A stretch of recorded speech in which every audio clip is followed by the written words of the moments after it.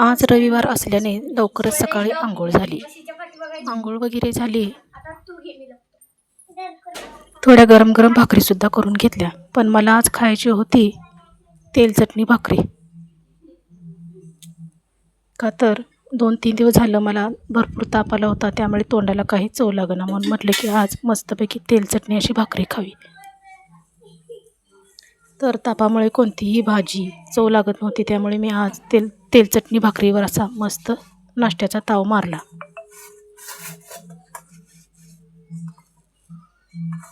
तर तुम्हाला सुद्धा अशी तेल चटणी भाकरी खायला आवडते काय, तर मला नक्की कमेंटमध्ये कळवा. आणि खरोखर अशी तेल चटणी भाकरी खाल्ली की तोंडाला खरंच चव येते.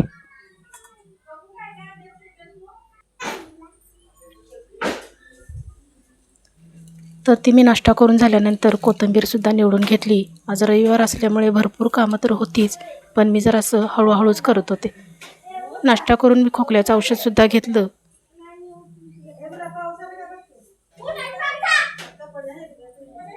तर हे होतं आत्ताच्या पुरतं एवढंच.